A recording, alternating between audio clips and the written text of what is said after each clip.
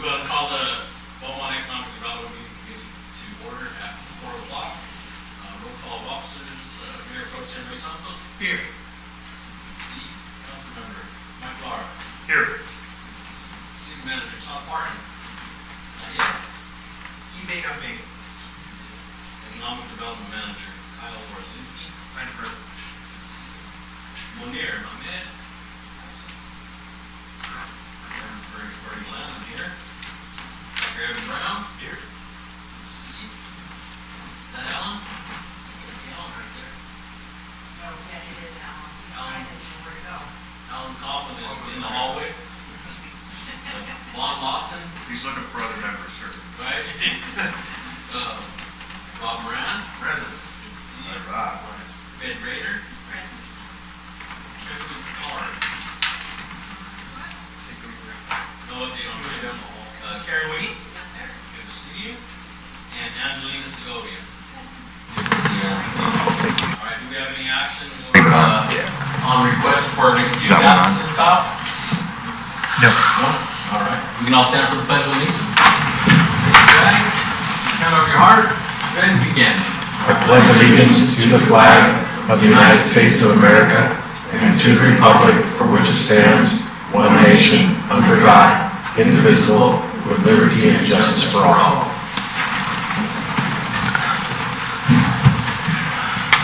right. Were you able to find Alan? I think he's gonna go down the hall and then come There you back. go. There he is. See, I told you we'd find him. All right. Let the record reflect. Mike's sitting here. I said I won't sit here. Present.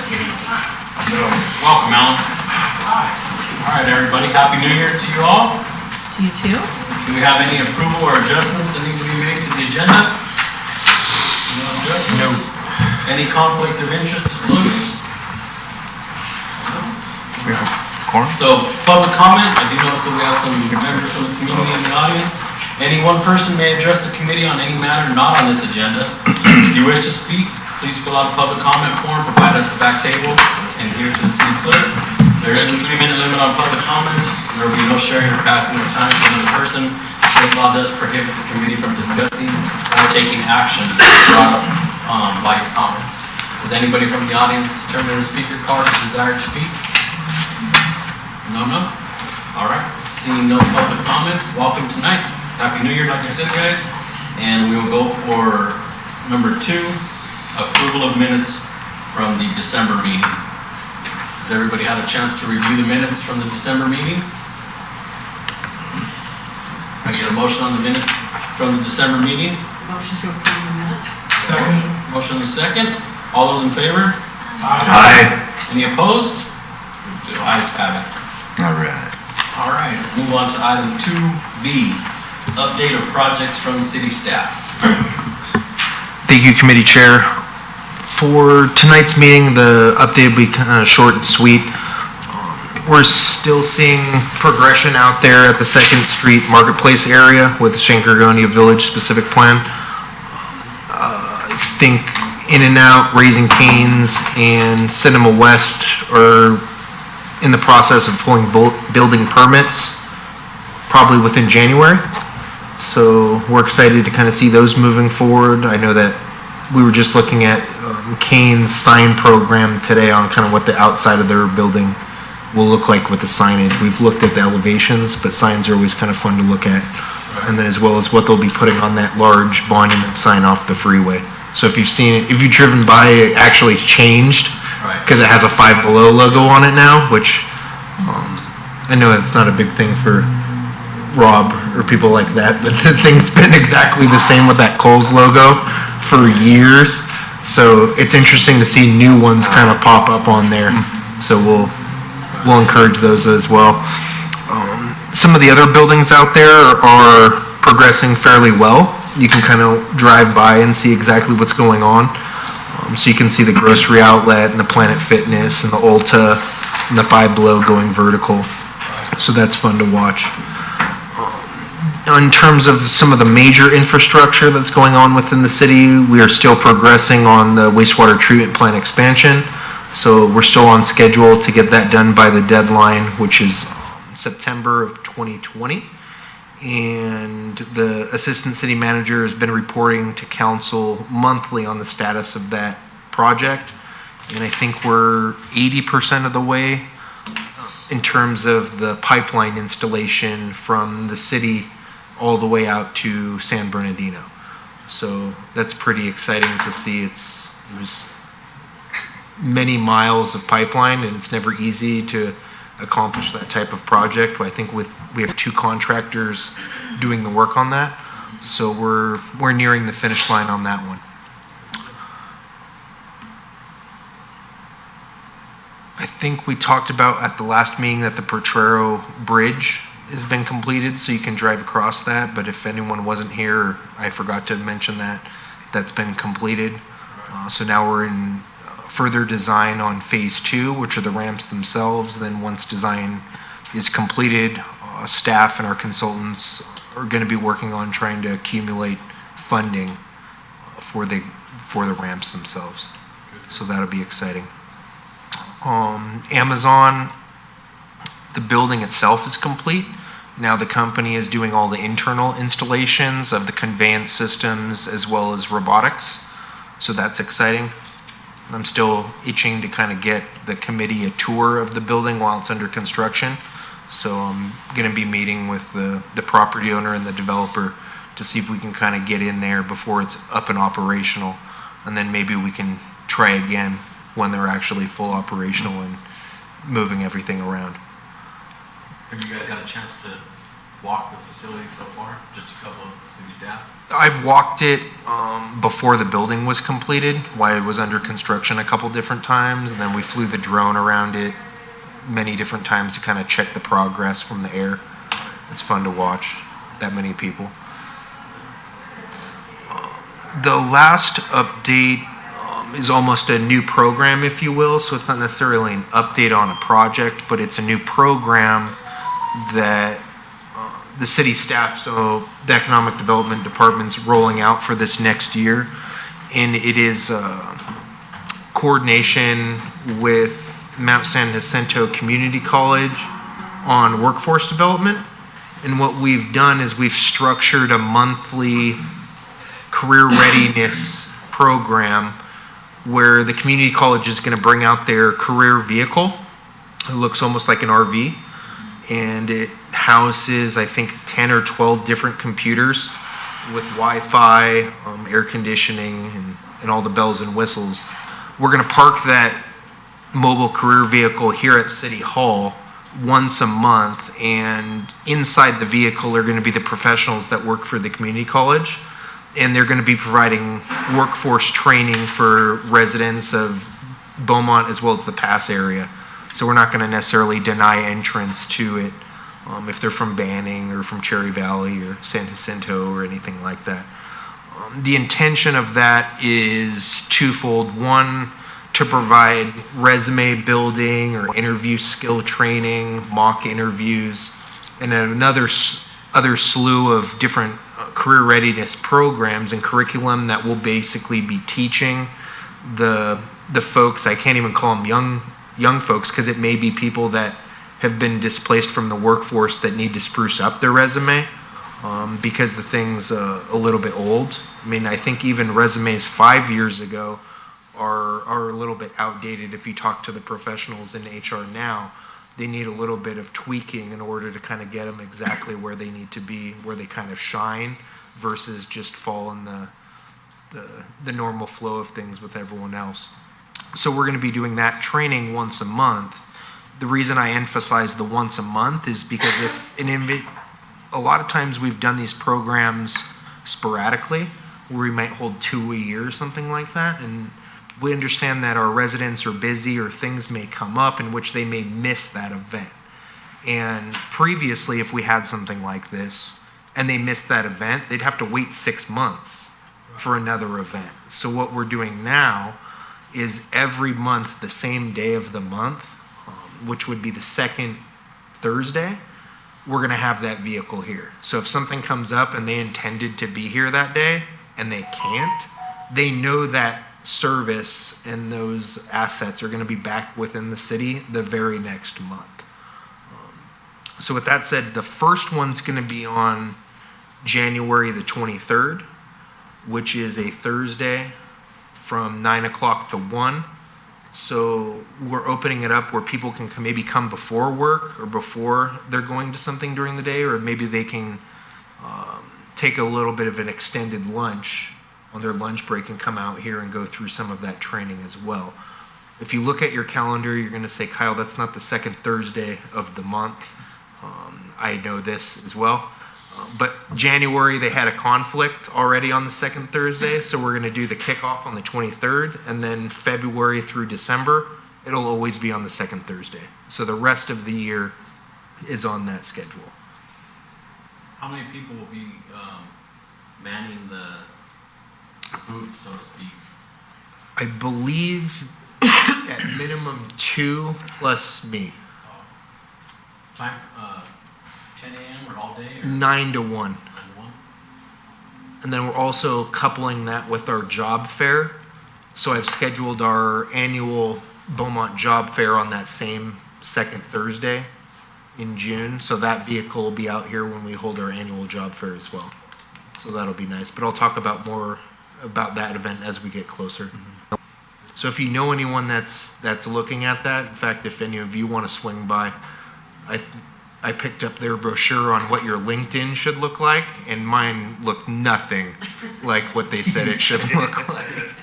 So I spent an extensive amount of time at home taking their pamphlet and altering mine to make it look way cooler than my outdated one. What day was that again, Kyle? I'm sorry. The first one's on the 23rd of January.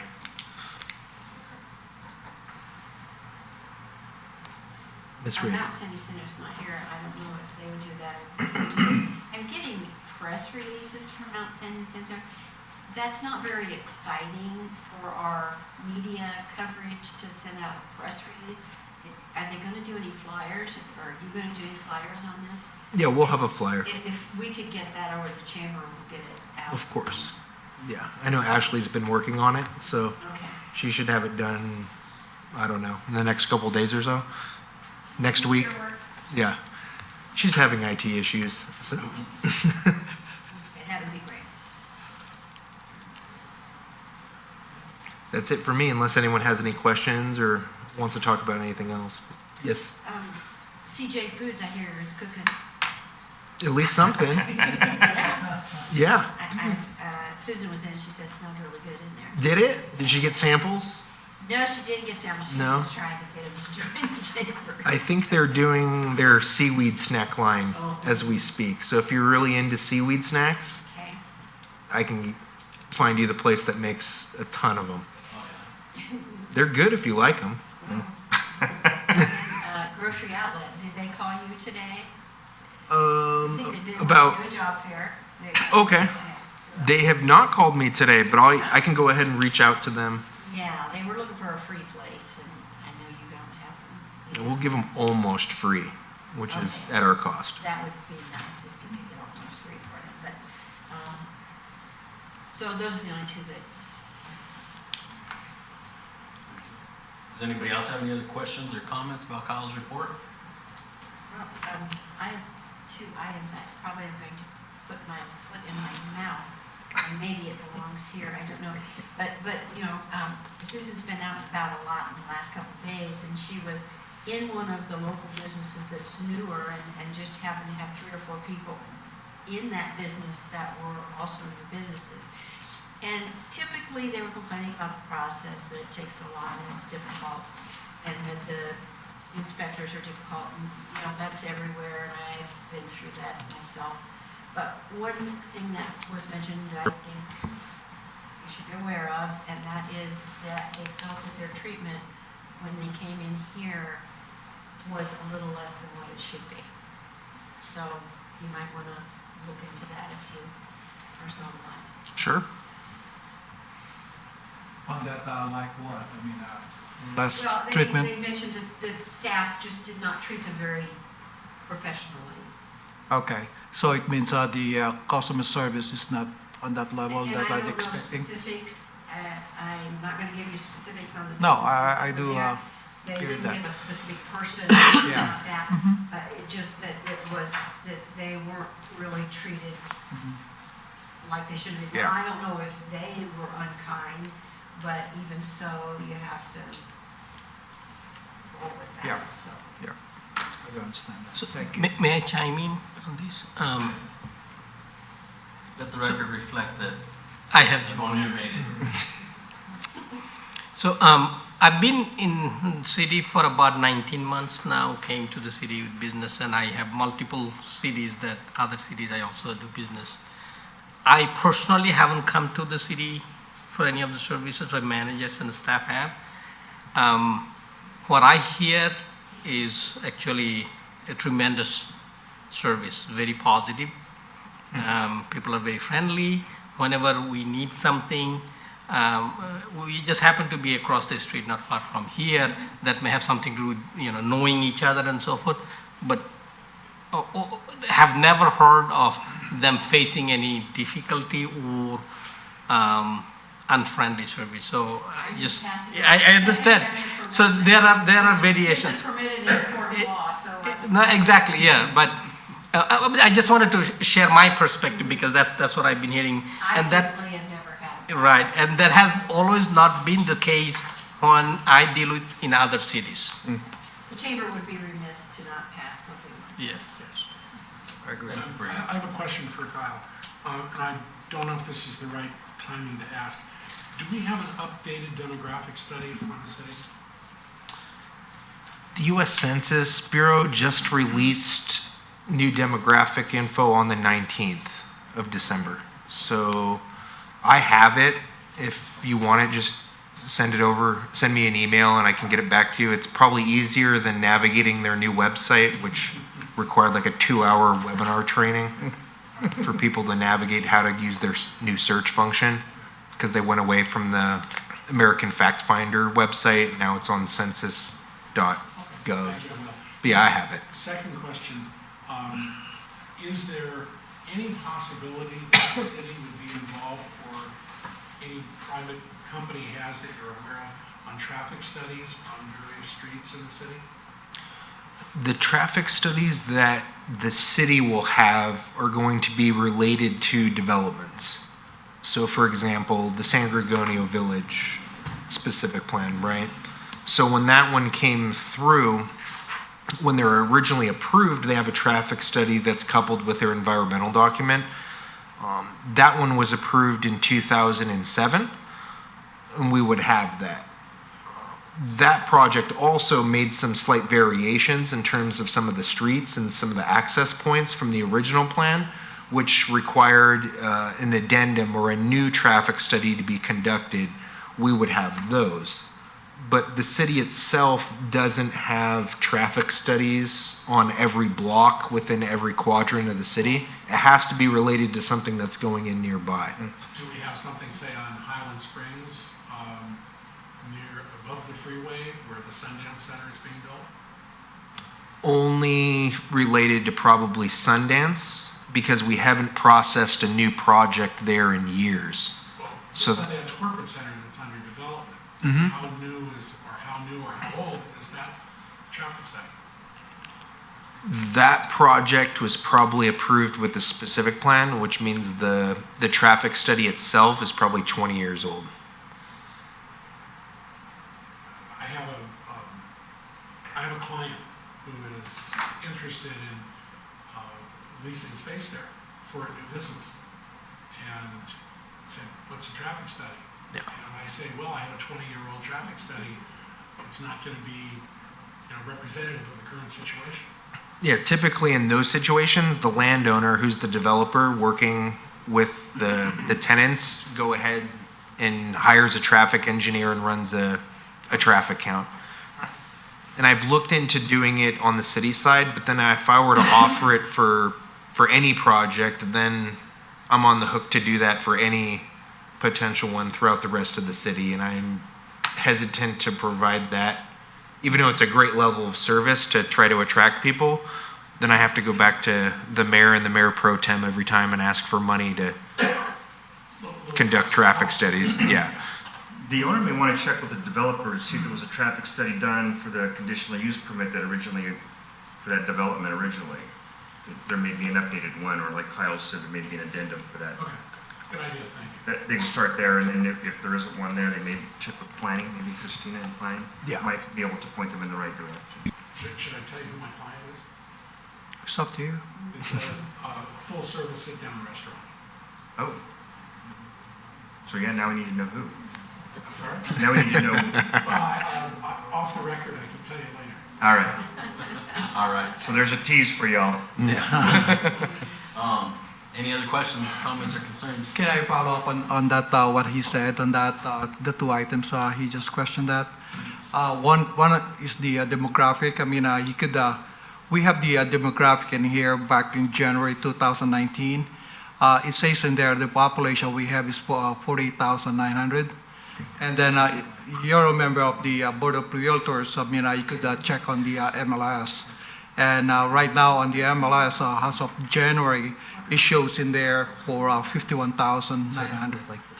And on our study, on the city, it's more detailed, but it's a 1 year really backlog on that. I mean, we are on the household itself, it's 17,000 households we have. So if that will help you, that'll be good. I mean, if you want to, touch, I mean, with the population, you could use your MLS if you remember on that. I mean, I do use that frequently. So because I deal with the commercial, industrial, and the residential side, on the business side. And then secondly, on the traffic signals, I mean, count. Usually, client usually do their own, count on that, and then they will request the city to have their own, so they could, compare what they have in there, because the most of the, individual tenants, they're looking for a specific count on traffic counts on that, and now and then they will tie up with the population on the area. And sometimes they will not improve the, or they will not go in on the specific area or city if they're below 50,000. Most of the sit-down, restaurant, they're looking for 65,000 population itself within that area. So, like other industry on the like. Grocery or something, they're looking for 100,000. But for information, I mean, within the area, we're close to, if we compare Calamasa, Beaumont, and Banning, we're close to 100,000. So we're getting there. I mean, we're not counting Cabazon. Cabazon, it's only a few thousands. So just a piece of information on the traffic counts. And if your client wants to do really a traffic count, let them do it, and then they will give them a permit. The city will permit that because they will have a cord on the street that should be permitted by us before we could install that because of the liability, and they have to indemnify the city before they install that. So that's the piece of information on the commercial, industrial, and retail. Thank you. Mr. Santos, did you say 54,000? We're 51,900 right now on the MLS. As of, they count that on January 6th that I pulled out on that. I'm updated on that, the reason I'm dealing with the that kind of business heavily. So. Anybody else? I was going to ask how, how's it look? What's the probability for the on-ramps to move forward for Potrero? For Potrero, probability of getting it done is going to be fairly well assured. Caltrans has been happy with our performance on the first phase. I think they're happy with our progress on the design itself. So we're meeting all of the requirements. When it comes down to it, the challenge for that project becomes funding. And it is a regional facility that we don't necessarily, and by we I mean the city, and city council doesn't have an impact fee for regional facilities. We do have impact fees for a lot of our local facilities and local streets and bridges and for fire stations and police stations and so forth. One of the reasons we don't have a fee for regional facilities is because regional inherently means that other people are going to be using it. So the impact fees that we would create only can be charged for a Beaumont business or a Beaumont resident when a regional facility like the Potrero interchange or say the 6010 interchange, when that needs to be completed, in our opinion, should not necessarily fall on the backs of only Beaumont residents. So what we do, much like what we accomplished successfully for the first phase, is we start seeking regional funding sources. So the first phase of Potrero, a lot of that money, a sizable amount of that money for that project was paid for by the federal government. Back when the federal government actually appropriate funds to specific projects. Since that time, Congress has eliminated that used to be called earmarking, and appropriating funds specifically from your congressman or congresswoman back here to Beaumont, California. So we go about it in a different way. We look for grant funding. We start meeting with our regional transportation entities like WRCOG and RCTC, who are able to access federal highway funds and so forth. And we start meeting with our local developers that are within that area whose project itself may require one or two of the ramps to be built to meet the needs of their traffic study. So in short, we're looking at multiple funding opportunities to kind of come up with that amount that we're looking for. Honestly, it's fairly expensive. And by fairly expensive, I mean around 45 to 55 million for the ramps. So, 5 years. And as soon as we get design done, we can start soliciting those funds. We are hoping, it's our intention, and I think it's in City Council's capital improvement plan, to have those ramps in 5 years. Yeah. When's the Badlands expansion expected to be completed? Does anybody know? Not I think soon I read it, enough. but Yeah. Not nearly soon enough. yeah, I don't remember. that's a fun They drive said it westbound was at 5 o'clock. Yeah, they said it was an 18-month project, I remember, because I drive that way to and from work. And I know the lane closure was scheduled for 6 months. And that's what's really causing some of the issues. I mean, I could care less if there's caterpillars and excavators and dozers on the side of the freeway while I'm driving.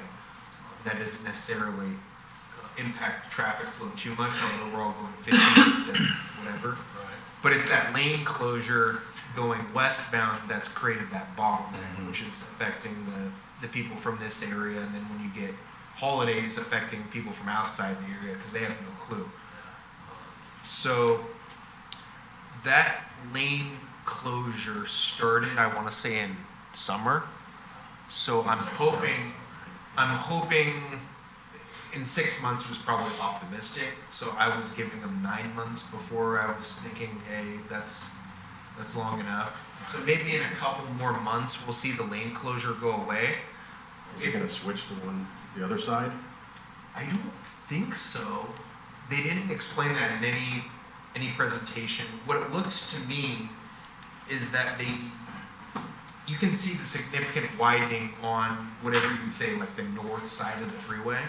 That should allow that lane to be reopened, and then the construction equipment to be able to easily go up and down without affecting that lane. They had to close one so that they can widen it without rocks falling. So as soon as they get it all widened, then I think that lane will reopen because they'll have ample room to do all of their other work without affecting the freeway.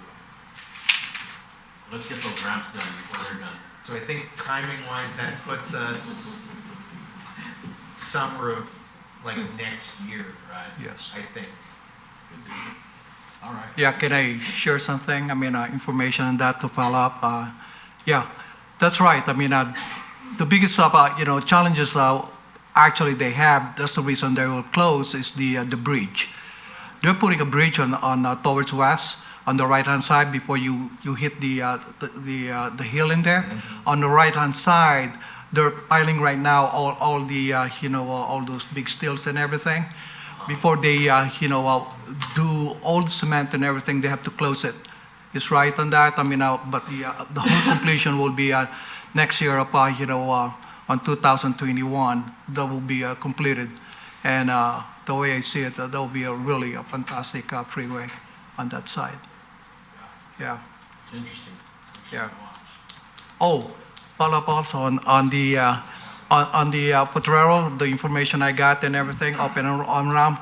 Yeah, before when we do the costing on that, and when I say we, I mean the city was actually 32 million. But the thing is, because of the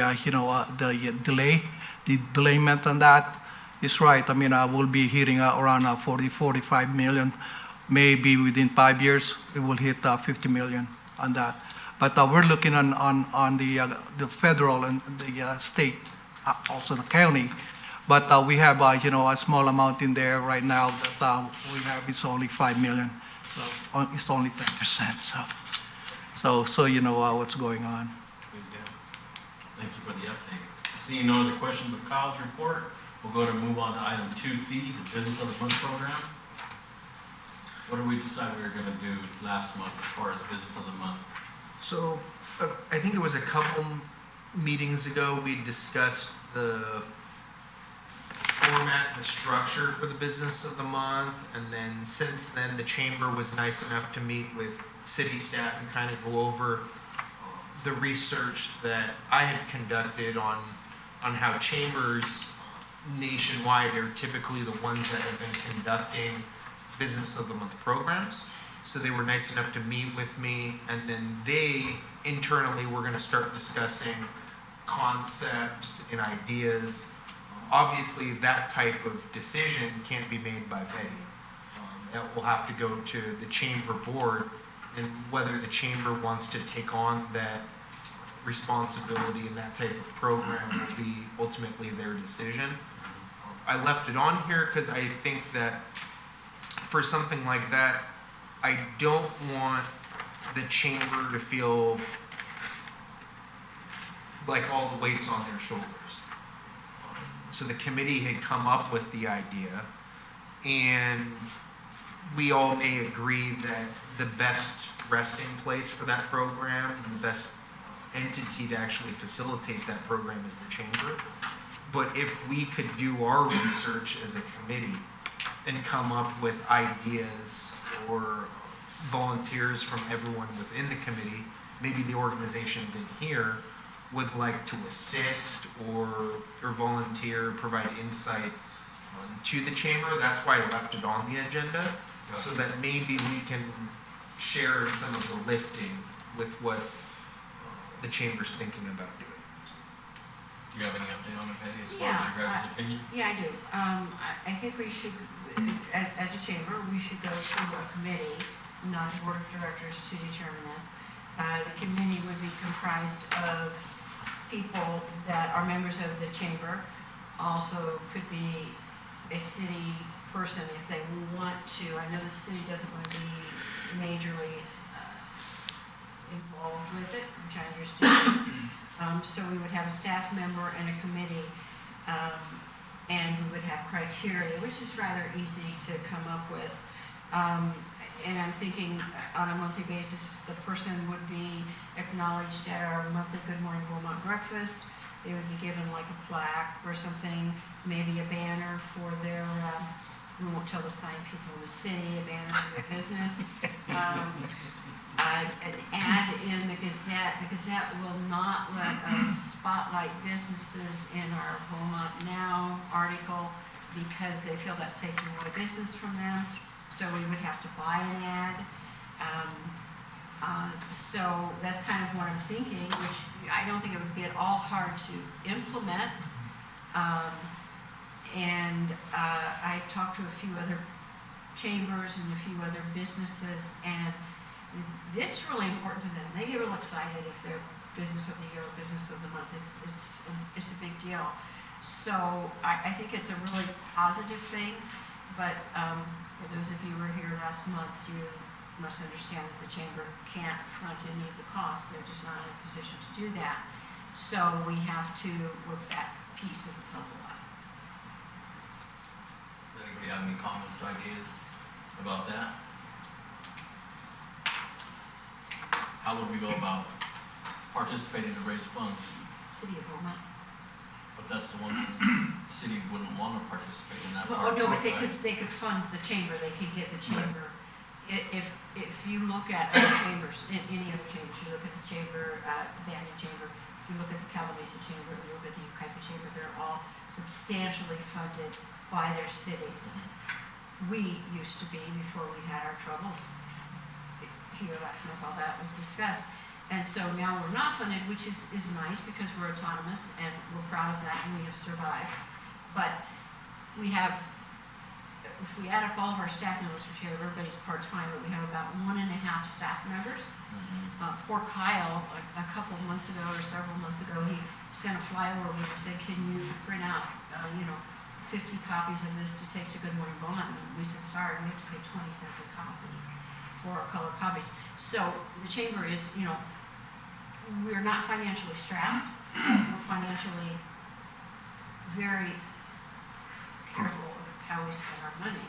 And so to add a program like this, which would be wonderful, and we could make it as large or as small as we determine, there just is no funding right now for that. Question. Betty, do you have a projection, crystal balling it, on what the budget would be, A to B? No, I haven't gone that far. Do you think you're looking at, $200 per, say, a month, or 500?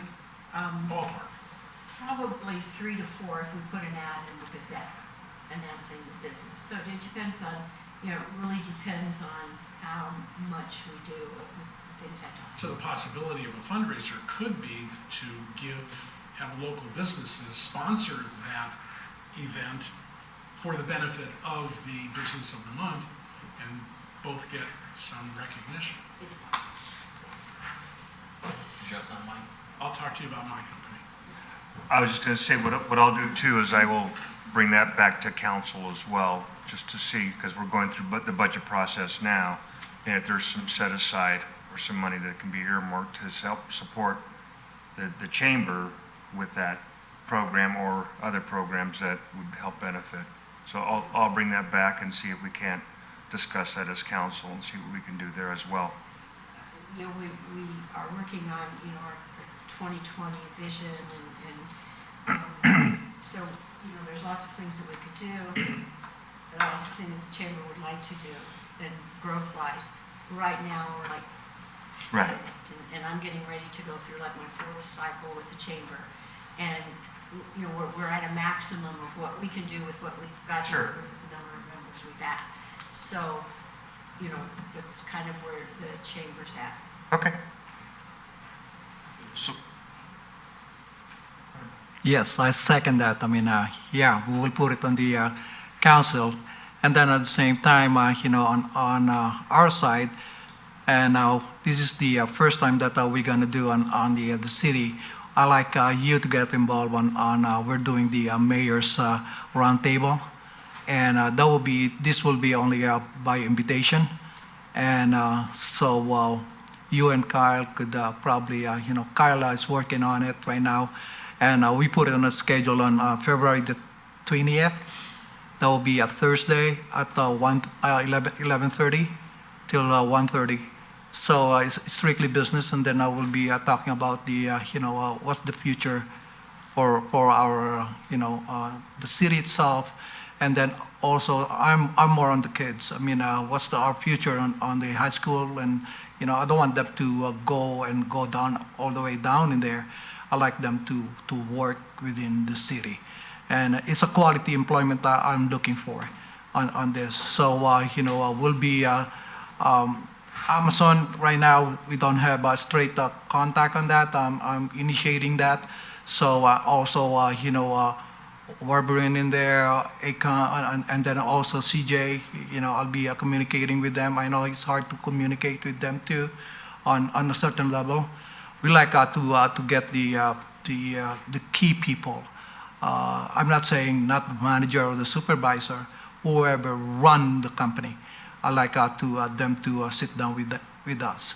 So you will hear that we'll be working with the Chamber of Commerce. So you will not be left out with this program. Okay. So I just want you to know that. Thank you. All right. So it sounds like the council will take it back for review, and with possible approval, then maybe the chamber will utilize the help of the committee if needed. Sound good? All right. Anything else on the Business of the Month program? Does anybody else have any ideas, questions, comments, or concerns? Seeing none, we'll move on to item 2D, apparel for committee members. I think this was yours, right, Alan? Yeah. I just brought it up for discussion. My attitude is that if we as committee members are out in the community needs to be able to identify us and see that it is the city's representatives that are actively out there for visibility.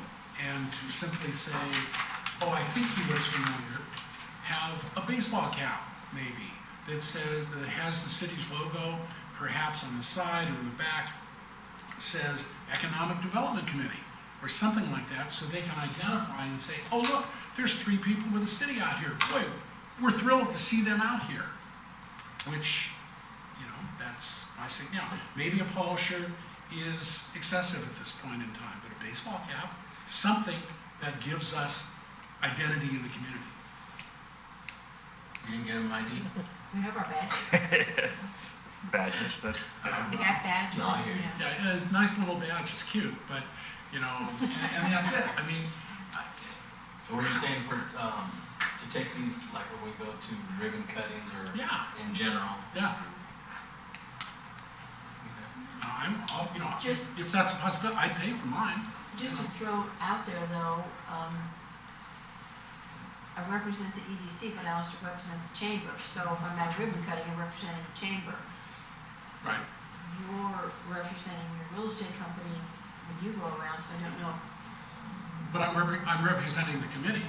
I'm not going there for my real estate business. I'm going there representing the Economic Development Committee. And you may be the exception to the rule because you wear 2 hats. But I'm not, as an example, I'm not on this committee to help my business. I happen to be in that business, but I want the name of the community. I want the image of the community to be built up more and to show the public and our residents, put it that way, that public, that this city is involved and really cares, and we're showing our identity, as opposed to, oh, I know Betty. Well, she's with the chamber. But, how many people of the thousands, tens of thousands of people who live here, how many know me? And the answer is very, very, very few. But if I have that hat on, they're going to say, oh, that's a guy with the city. They don't have to know my name.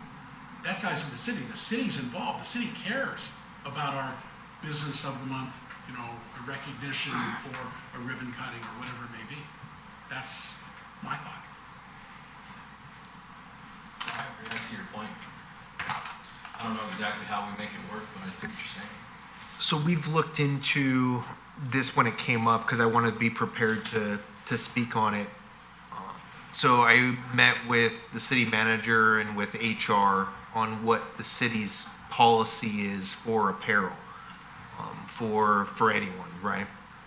So the results of my investigation, if you will, are that we have a policy that limits the use of apparel with the city logo on it to city employees only.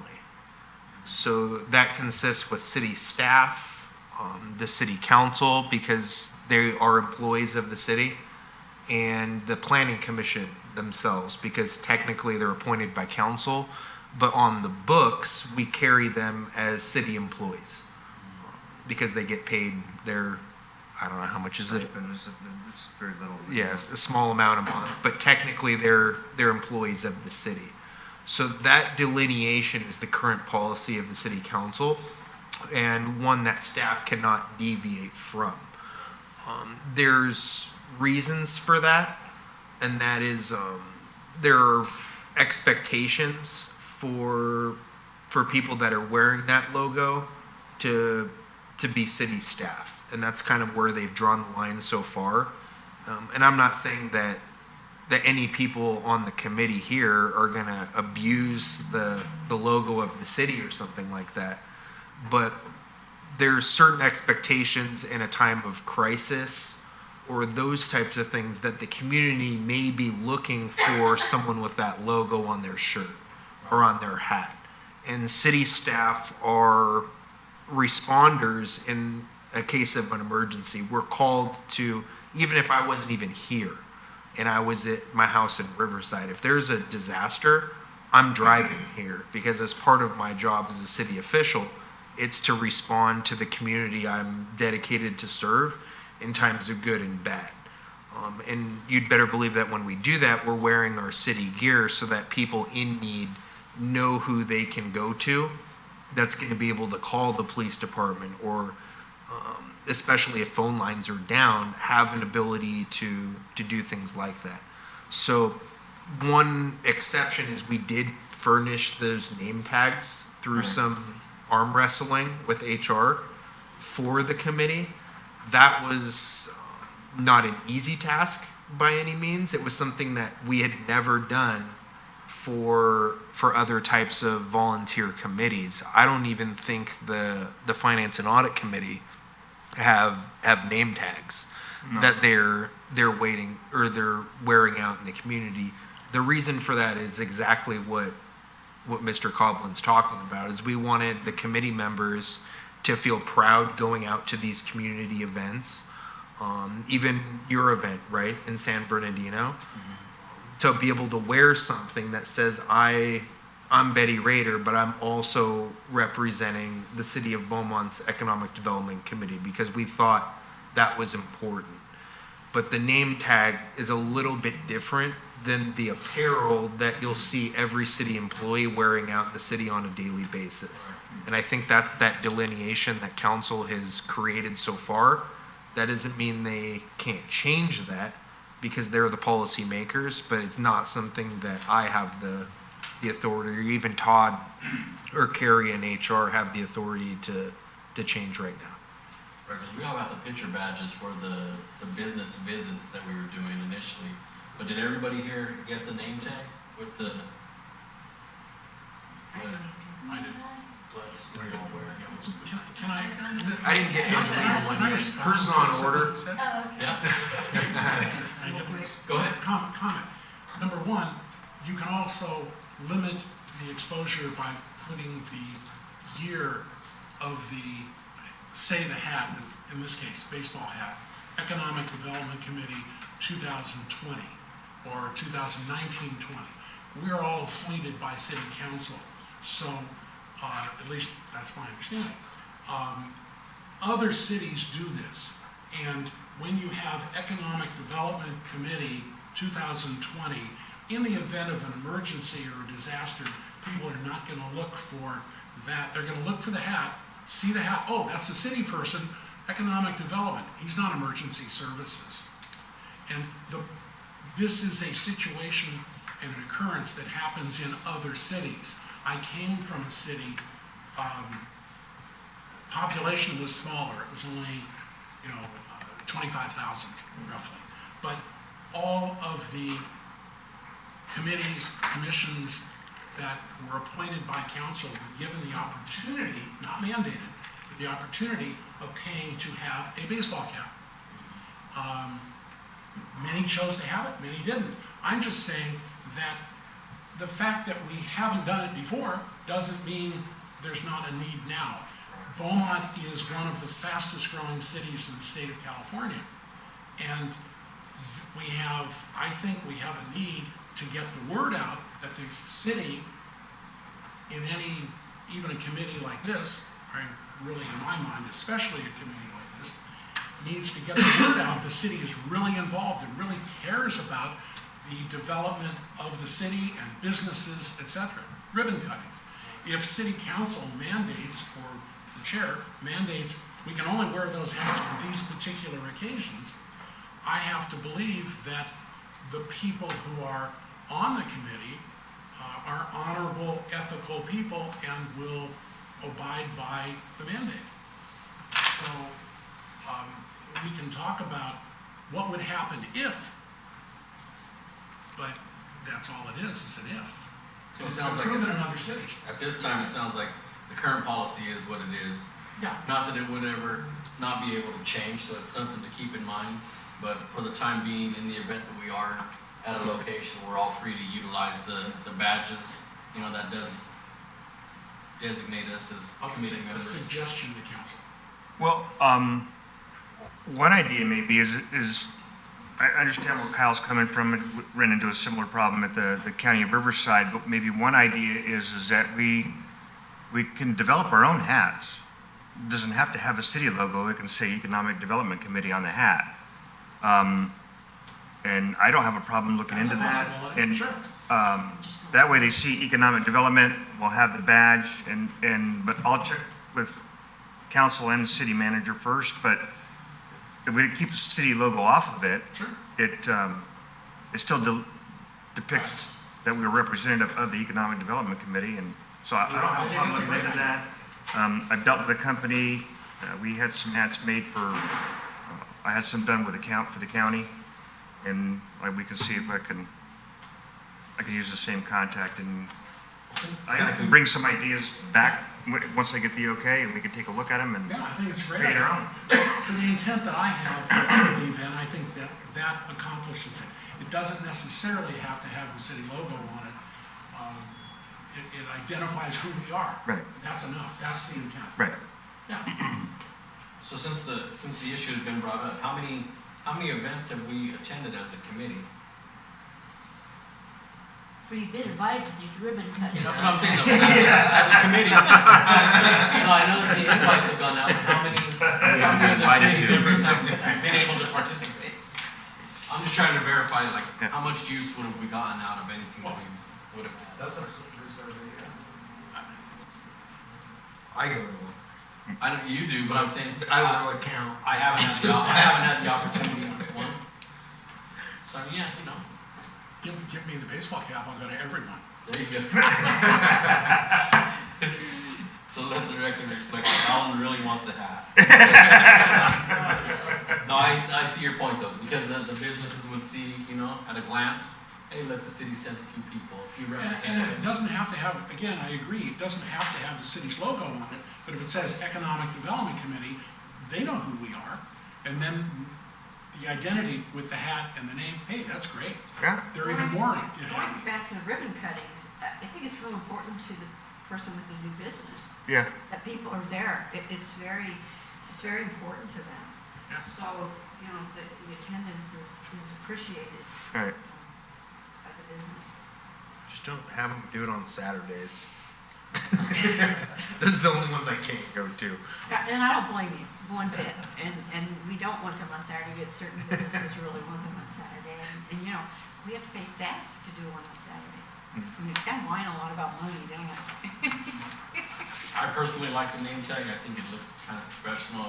Anytime I go to conferences for my own work, I know we're always looking at somebody's lapel pin, you know, whatever they have on their suit jacket, that kind of tells you where that individual's from or what they represent. I personally probably won't wear a hat because I don't want to mess up my hair, but that was a joke.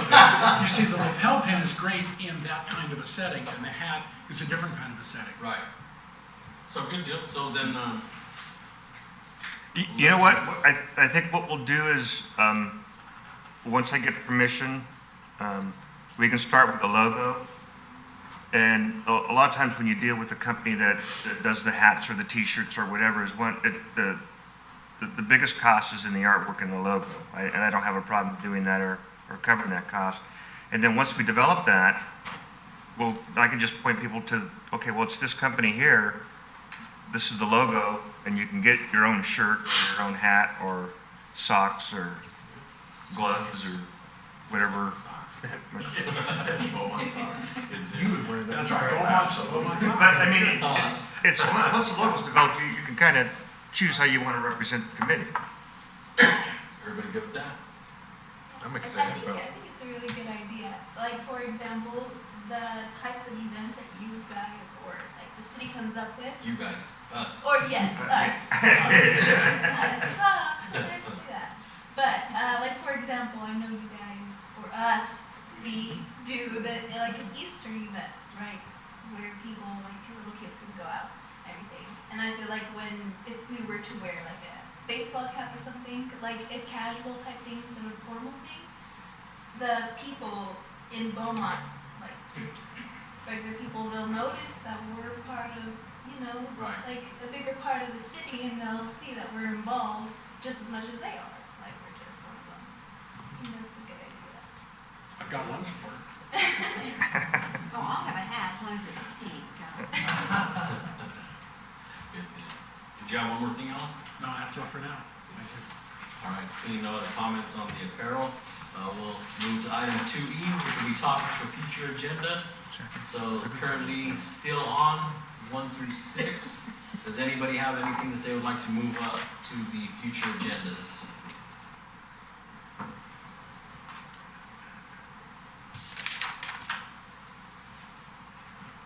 Kyle, what is number 5? Number 5 is one that Todd and I came up with just to talk about what tools that we have available and what incentives that we have available. Currently, they're non-monetary, but what things that we, as the city, currently provide to businesses that are looking to stay here or looking to locate here. So we had it on there in case the committee would like to receive an update on that or anything of that sort. Some of them are Rob's, so since we're partners together in this. Yeah, it's different now that it's number 5 instead of 6. You told me to move some of them off. And I don't know why. I'm not exactly sure why committee member reports is on future. I guess that gives you an option to eliminate it. Yeah, we can scratch that. Yeah, that wasn't on me. Birdie's got jokes today, but I know. So we want to go, is the committee good with moving number 5 to next agenda so we can discuss that? Can I, one thing in here? Since, we're on the directions of actually, doing the Beaumont Avenue on this, the downtown, that's the main downtown we have right now on that. I mean, we'll be redesigning that too. I mean, when I say redesigning, it's striping the, after we're done of rehabilitation of the Beaumont Avenue. That will be, Beaumont Avenue will be from 5th Street to 9th Street on that. That's the phase 1 on that. So why don't we get involved on that, the beautification on that too? I mean, I would say my side, the way I see it, there will be, I like to have a smart city on Beaumont. And if we could, do the, the scooters, the bike lane and all those good stuff and walking, especially the walking thing. And I'm more for that. I mean, that's the way I see the city we have is overdue already on the in our city to have that. And then there will be more on the sidewalk, people walking on the downtown side. So the millennium and the seniors could, not seniors, I'm seniors, man. I mean, on that certain age, could enjoy the downtown. Why don't we be part of that planning now? Because we cannot wait up for another 2 or 3 years. I mean, that's the way I see it on the future of Beaumont downtown. So you're suggesting we discuss that under item 2 for the downtown beautification? That's the way I see it right now on that. I think that will be really fruitful for us to start and put our mind and effort and energy on that.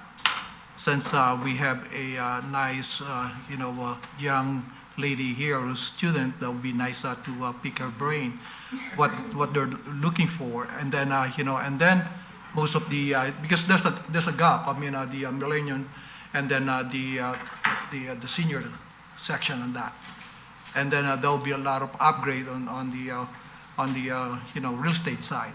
That's why we're booming. I mean, there's people in here coming in here, but we cannot offer anything on our downtown. And as I said, I mean, I could see our school district and everything. Our students could hang around in there over the weekend and everything. Have some, not the beer, I mean, right on the corner. But the thing is, that's the thing that probably Chamber of Commerce could really promote the downtown. That's the thing that we like to see on that. I agree with that. So it sounds like that would probably be the one that would be the most beneficial and that the committee could get the most use and value out of. So if we can have a motion to move item E, number 2, to next month's agenda. Is there a motion to move that? I'll motion. I'll second. I have a motion and a second to move item E, number 2, downtown beautification, facade contest with awards to next month's agenda. All those in favor say aye. Aye. Any opposed? Good deal. Thank you. Thank you guys. So that will move us to item F, which would be committee member reports. If any of the committees has anything that they feel is relevant to the group or the city underneath the economic development, feel free to share. And if not, feel free to pass. We'll start with you, Mr. Santos. I have nothing to report, but as I said, I mean, Taking a long time to get through the process. there's, I'm really more on the progress of the downtown. That's why I like to really promote the mayor's, roundtable on this one here. And then there'll be, I'm not saying being selected on who will be invited on that group. And we're looking around probably less than 20 people. And then there will be a 5 key corporation companies in the area. I mentioned CJ and all those good people out there. And then on the middle will be the, not the franchise or something, I mean, it's the businesses within our area. It's in the area. And then all the way, I should not say down, but it's the homeowners, I mean, home office that who operates in there. I'm looking for probably, 2 or 3 home office in there that could mix up with us and everything. And then, of course, they'll be part of the 2 or 3 developers, that big developers within our city will be invited on that. And that will happen on the room number 4 on that. So that's the report I have. I'm excited about this on this year. So there will be a lot of, things moving towards, Then secondly, I'm more on education too. I mean, I'll be working with the school district. I mean, I'm one of the licensed in there to be representing the city. So I'll be happy to sit down with them. I know they have a lot of challenges also on the second high school, or I like to work with them so we could do the funding and everything, help them on that side. So that part of that is really the impact of the economic development on that side. Thank you. Thank you. Okay, Angelina? do I push this button? Is it green? Oh, okay. Oh, there we go. All right, thank you. Okay, so regarding what we were talking about last month, the internships, right? Like an opening for internships for people in high school. I asked around to many different people, and it seems like that it would be a very good idea because there's a lot of people that I have asked that are super interested in this. I feel like gaining experience, like for me, gaining experience for law, I would say, in my opinion, doing stuff regarding what career path we want to go in will make us more interested. Like me and my mom always talk about, for example, how it would be great if we could be more involved in the career that we would want to go by. And so when I was talking to these young adults, they did agree, and they gave me a list of the types of things that they would want to do, like engineering, woodwork, and carpeting, law, for example. So I know Vaughn really was interested in that because we were talking about it. He usually sits here, so sorry if I'm pointing at you. But I know he was really interested in it, so I'll make sure I tell him. But yeah, so I just wanted to let you guys know that I feel like that would be a really good thing for the students. Thank you for the update. Mm-hmm. Alan, do you have anything? Pass. Pass. Dr. Brown? Yeah, so we just have two items. So for those of you who don't know, well, I have a lot of items, but relevant to the Economic Development Committee. For those of you who don't know, we are actually just a few days away from bidding increment 1 at the new Summerwind Trails K-8 school on the west side of town. And increment 1 means groundwork, so piping, sewage, water, the ground compaction, that sort of thing. So that's exciting, talking about bringing jobs to the area. And then I talked a little bit last meeting about Measure B, which is our bond, going out for a bond. It has been given Measure B as in boy, and so the school district is looking at seeking $98 million in order to update classrooms, repair or renovate old buildings or older schools, build modern CTE and science, technology, engineering, and math and art labs. And then also we're looking at expanding the high school. So there's a little bit of a misnomer out there that we are looking for bond money to build a second high school. That's not the purpose. Right now, we at build out, if all build out happened, our projections in the next 15 years would be about 5,000 students at Beaumont High School. Now that's if everything went well and all homes were completely built and everyone has 1.9 kids and that sort of thing. So right now, being prudent in terms of making sure that we're adjusting and taking care of the population problem at Beaumont High School, we're seeking that money to expand the high school to meet those demands. We feel that was the most economically prudent instead of a price tag of about $200 million for a new high school. So it's kind of exciting. We're working with architects right now on what that design would look like, bringing in all kinds of stakeholders to provide input, and it could kind of change the face of Beaumont High a little bit in terms of traffic patterns, how things work and flow, and just making better decisions about being able to house that number of students at one high school.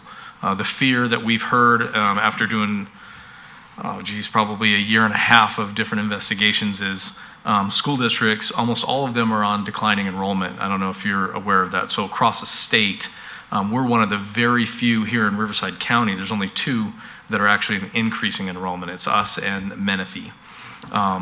All the rest are in declining enrollment. And so what we find is in those times of big growth, the growth happens so fast that they start building multiple schools and multiple high schools, but then when that starts to decline, they then have these big high schools with 1,500 kids in them, and you have 2 facilities that you're trying to operate, and it's just cost ineffective. So our immediate fix is to go out and expand the high school and create a place that all students can fit, increase programs, that sort of thing. So. Right now, we're actually developing all the materials. February is the time where we'll be out in the community kind of pushing the information out there. So look forward to seeing that. And if anyone wants to volunteer on weekends, we're going to have all kinds of stuff going on. So that's my report. How many students currently are at Beaumont High? Right now, they're just at under 3,000. the numbers hover around 2950, 2980. And at our rate of increase right now, which is approximately 4% per year, that fluctuates. We estimate about 2.5, just because being conservative on the growth, but they're adding about 100 kids a year at Beaumont High School.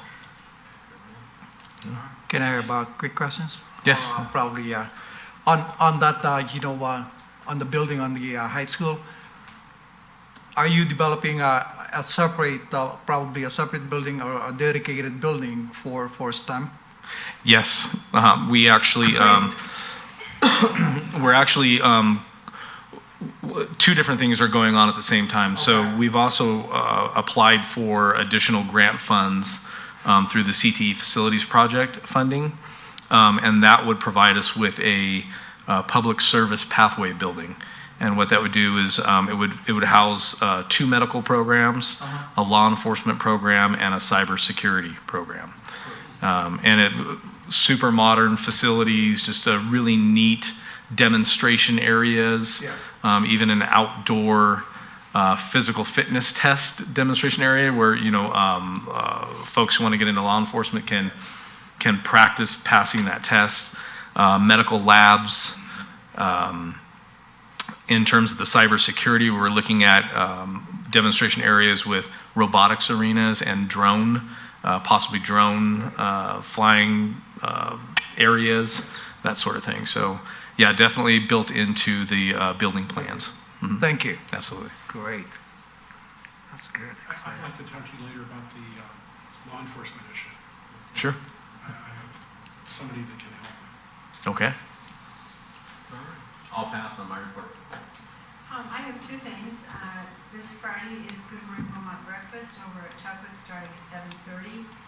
And the speaker will be Steve Barron, the CEO of San Gregorio Memorial Hospital. I left some flyers at the table. And then on January 30th, we're having our annual installation of officers and Citizen of the Year. Jim and Linda Anderson of Cherry Valley Nursery are our Citizens of the Year. If you're familiar with Cherry Valley Nursery, they're just great people within our community. So both of those, you're all invited, and invitations are on the table. Thank you. Yes. Pass. Pass. Pass. Just excited about Beaumont socks. That's what he sucks. That's what I saw next to that. Excited about the Beaumont socks. That's a knee-high socks, man. Just one item that came up in last night's council meeting was the discussion of the fire station. It seems to be a topic. So it will be coming a future agenda item. We just kind of keep an eye out for that if any of you are interested in the new fire station progress and schedule. So it'll be an upcoming agenda item, and that's all I have. All right. Seeing nothing else, the next regular scheduled meeting for the Beaumont Economic Development will be February 12th. So with that, we'll adjourn the meeting at 5:14. Thank you guys for your night. Homework on that apparel. Oh, no problem.